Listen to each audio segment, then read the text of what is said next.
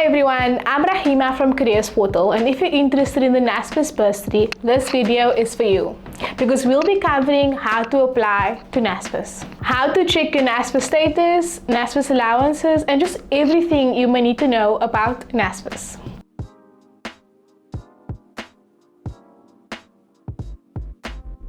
Careers Portal is your one-stop shop when it comes to finding learnerships, internships, and bursaries, as well as any information you may need about studying and your future career. We know that a large percentage of students in South Africa are either interested in NSFAS or are already benefiting from NSFAS. So we thought it would be a good idea to take our viewers through the NSFAS process, from starting to apply to getting paid. This is all you need to know.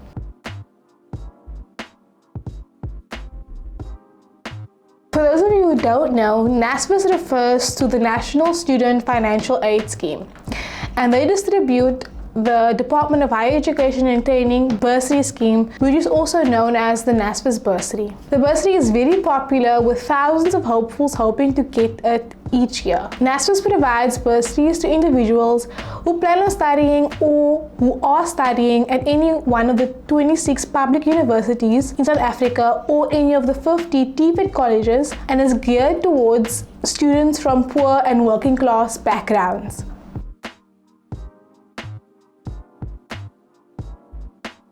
So the NSFAS requirements. Before we get into it, it's good to know that NSFAS will cover both university courses and TVET college courses, and these have separate but similar NSFAS requirements. So first, let's get into what the NSFAS requirements for TVET college students are.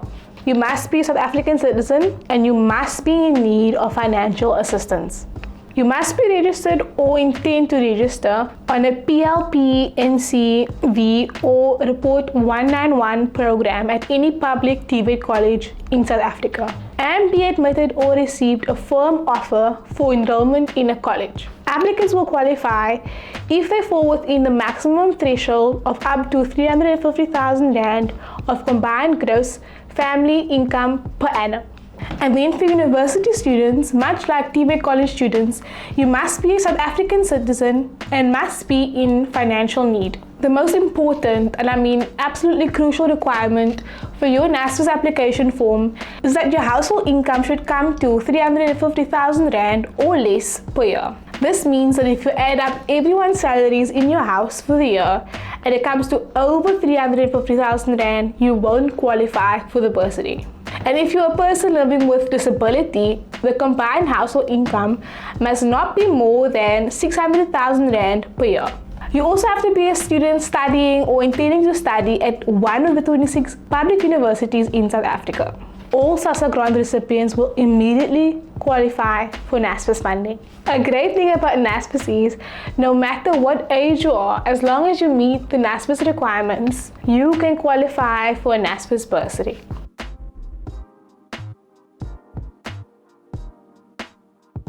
Like before, TVET colleges and universities have different ways of applying for NSFAS funding. For TVET colleges, applications can be done at the TVET College Bursary Office, where a TVET official will apply on your behalf, online via the NSFAS portal called My NSFAS, or at the NSFAS Center. For universities, NSFAS applications for NSFAS funding must be submitted online using the My NSFAS portal. Let's get into how to submit your online application for NSFAS funding. Step 1 is to go to the www.nsfas.org.za website and click on the My NSFAS tab. Then you must create a My NSFAS account. Click on the Apply tab and complete the sections on the screen and upload the required documents where applicable. Then click on Submit.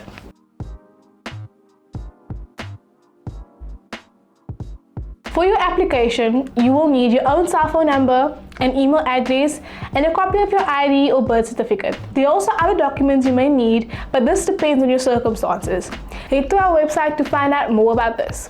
These documents will then be uploaded on My NSFAS. To upload NSFAS documents, go to my.nsfas.org.za and log in using your details. Click on the option Uploading Outstanding Supporting Documents and then click on the tab Submit Documents. You will then be required to select document files and upload them.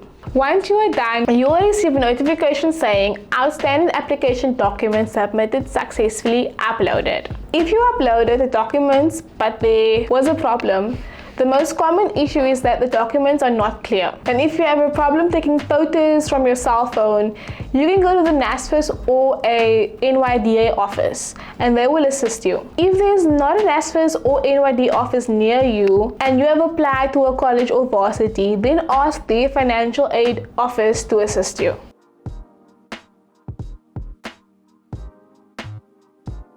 And once you have your My NSFAS account, when you want to log into your account, you will head to the NSFAS website, click on the My NSFAS tab, and then enter your username and password to log in. Once you have applied, you should regularly check your NSFAS status. To do so, go to My NSFAS and log in. And once you have logged in, click on the Track Funding Progress option. Your application status will be displayed on the screen.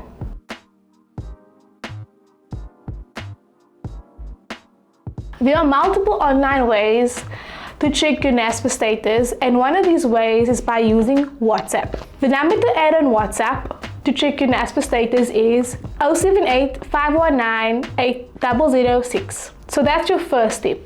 You will need to add the NSFAS number as a WhatsApp contact. Then open a chat with NSFAS and start a conversation with them. You will then receive a reply and you can go from there. Other ways you can track your NSFAS application status is by logging on to the My NSFAS portal or dial *120 *67327# and follow the prompts.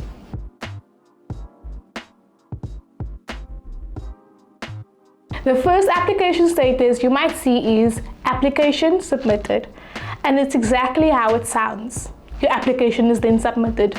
This means that your NSFAS funding application has been loaded on the My NSFAS student portal successfully. Next is the filtering status, which means that NSFAS is now checking if you are a returning student or whether you have any previous qualifications. You will then get a validation NSFAS status, which shows that they are now doing third-party checks with SASSA and the Department of Home Affairs. This is the main step in checking whether you qualify for the NSFAS bursary or not. Your My NSFAS status will then be evaluation, and this is the step when NSFAS will verify all the documents that you submitted during your application. Another step in checking if you meet the NSFAS requirements is to check your household income. And this is done during the funding eligibility step. Once this is done, you might have seen a provisionally funded NSFAS status. And this means that the student has in fact been approved for NSFAS funding, but NSFAS is still awaiting registration data from the student's institution after a student has registered for that academic year.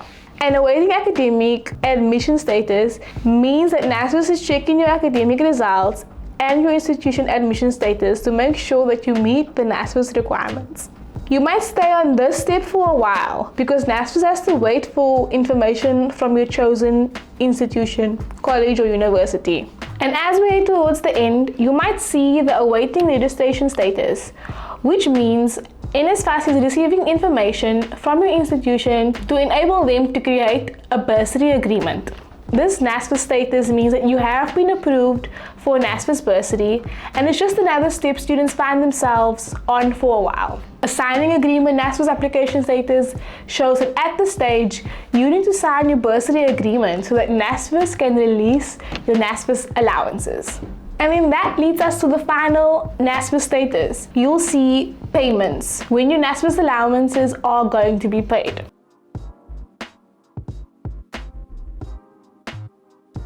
If you've been rejected by NSFAS, you have a second chance and you can submit a NSFAS appeal and they might find that you qualify.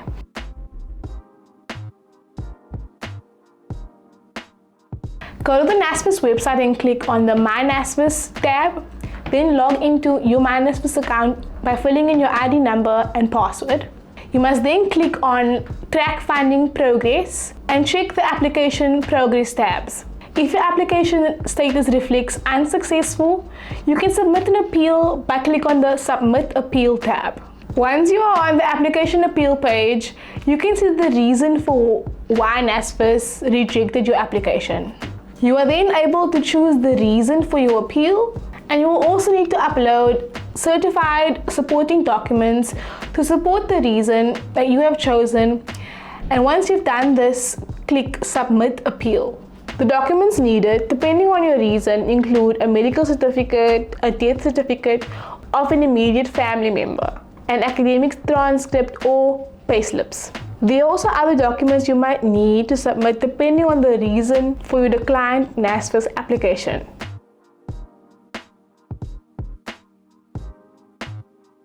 You will then need to once again log into your My NSFAS account and click on the Track Funding Progress option. Check the application progress tabs and you will get to see what your NSFAS appeal status is.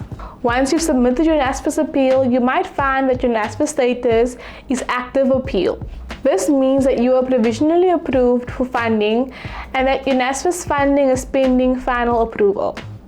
Students that have been approved for funding will have their status reflect as approved or funding subject to registration. And for those who have been rejected for funding, their NSFAS status will be NSFAS application unsuccessful, or just application unsuccessful.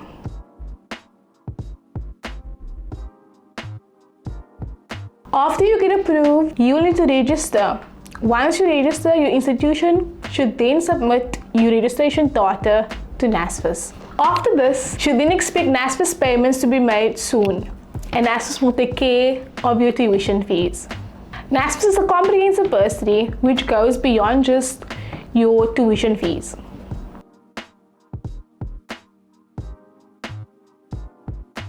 So as I said, NSFAS funding goes further than just paying your fees. Your tuition fees and registration fees will be paid directly to the institution, and once you register for a NSFAS bank account, you will in time receive your NSFAS allowances. The NSFAS allowances you will receive will depend on whether you're studying at home or staying on res. NSFAS allowances usually cover accommodation, transport, learning materials, meals, and other student needs.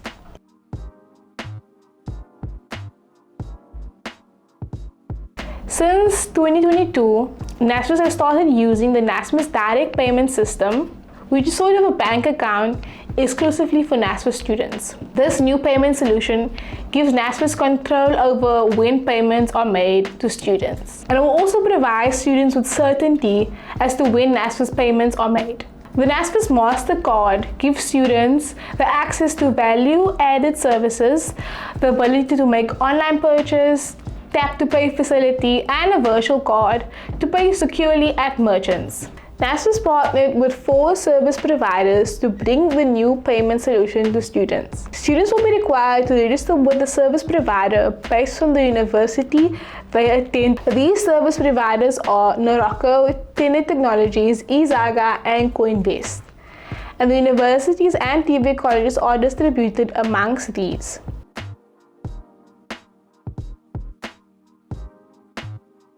With NSFAS applications now being conducted mostly online, applicants need to always have their My NSFAS login details on hand to be able to enter the My NSFAS portal and track their funding progress. However, considering how many different usernames and passwords we all use in our daily lives, it is only natural that you might forget sometimes. If you forget your NSFAS login details, you will then need to simply reset them.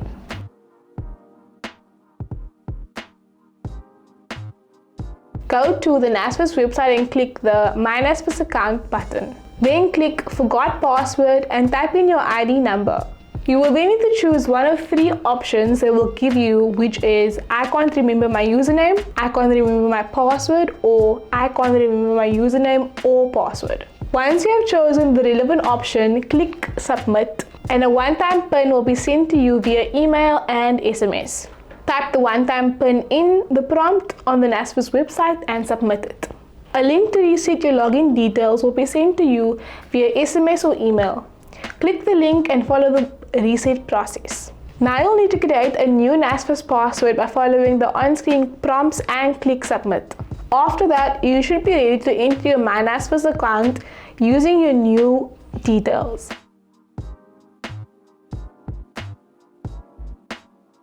NSFAS unfortunately does not fund postgraduate courses, second qualification, part-time courses, and short courses.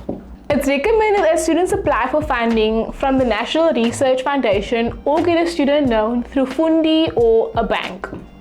They also don't cover part-time courses, short courses, and second degrees.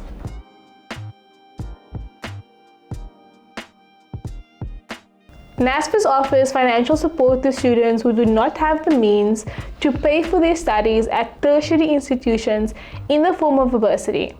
However, the confusion stems from NSFAS originally being a loan scheme. NSFAS operated as a loan scheme until December 2017, and since 2018, NSFAS has been a bursary scheme. And since you have been part of students who were funded by NSFAS before 2018, you would then have received a NSFAS loan and will still need to pay this back. Your loan would not be changed to a bursary. To find out whatever you need to know about NSFAS, watch our other NSFAS videos or head to our website www.careersportal.co.za/NSFAS to find out more. How to do a NSFAS status check, NSFAS appeals, and NSFAS applications and allowance updates. Comment down below what you want to study or what you are studying, and don't forget to like this video and subscribe to our channel for more. Thanks for watching, and I'll see you next time.